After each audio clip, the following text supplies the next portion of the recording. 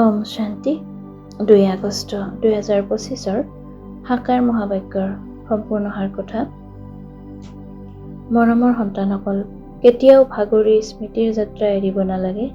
সদায় দেহী অভিমানী হৈ থাকিবলৈ যত্ন কৰা। পিতাৰ মৰম আকৰ্ষণ কৰিব আৰু অমায়িক হ'বৰ কাৰণে স্মৃতিত থাকা। প্ৰশ্ন: 16 কলা সম্পূৰ্ণ অথবা নিখুঁত হ'বৰ কাৰণে কোনটো পুৰুষাৰ্থ নিশ্চয় কৰিব লাগে? উত্তৰ: যিমান দূৰ সম্ভৱ নিজক আত্মা বুলি বুজা, মৰমৰ সাগৰ পিতাক স্মৰণ কৰা, তেতিয়া নিখুঁত হৈ যাবা। জ্ঞান বহুত সহজ, কিন্তু 16 কলা সম্পূৰ্ণ হ'বৰ কাৰণে স্মৃতিৰে আত্মাক নিখুঁত কৰি তুলিব লাগে। আত্মা বুলি বুজিলে অমায়িক হৈ যাবা। সকলো সংঘাত সমাপ্ত হৈ যাব। ধাৰণাৰ বাবে মুখ্য সাৰ: 1. এই পতিত শ্ৰী দুখদায়ী সৃষ্টিৰ প্ৰতি অন্তৰৰ আকৰ্ষণ ৰাখিব নালাগে। এজন পিতাৰ হাতত ধৰি ইয়াৰ সিপাৰে যাব লাগে।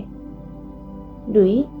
মালাৰ মণি হ'বৰ কাৰণে বহুত সাহসেৰে পুৰুষাৰ্থ কৰিব লাগে। জ্ঞান ৰত্ন গ্ৰহণ কৰোঁতা শংখ হ'ব লাগে। কোনো ধৰণৰ বিকৰ্ম কৰিব নালাগে। বৰদান: নিমিত্ত ভাৱৰ দ্বাৰা সেৱাত সফলতা প্ৰাপ্ত কৰোঁতা শ্ৰেষ্ঠ সেৱাধাৰী হোৱা। বিস্তাৰ: নিমিত্তভাৱে সেৱাত স্বত সফলতা প্ৰাপ্ত কৰায়। নিমিত্ত ভাৱ নাথাকিলে সফলতা নাহে। শ্ৰেষ্ঠ সেৱাধাৰী অৰ্থাৎ পিতাৰ খোজে প্ৰতিটো খোজ দিওঁতা, প্ৰতিটো খোজ শ্ৰেষ্ঠ মতত শ্ৰেষ্ঠ কৰি তোলোতা। যিমানেই সেৱাত নিজৰ মাজত ব্যৰ্থ সমাপ্ত হৈ যায়, সিমানেই সমৰ্থ হয় আৰু সমৰ্থ আত্মাই প্ৰতিটো খোজত সফলতা প্ৰাপ্ত কৰে।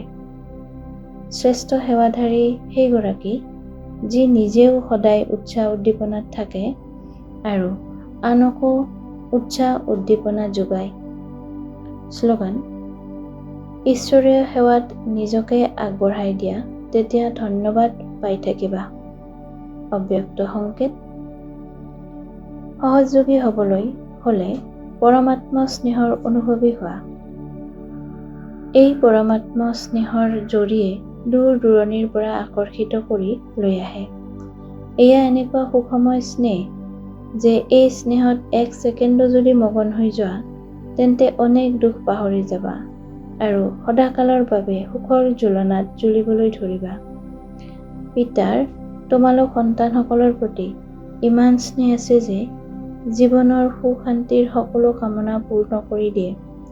পিতাই কেৱল সুখেই নিদিয়ে, সুখৰ ভঁৰালৰ মালিক কৰি দিয়ে। ওম শান্তি।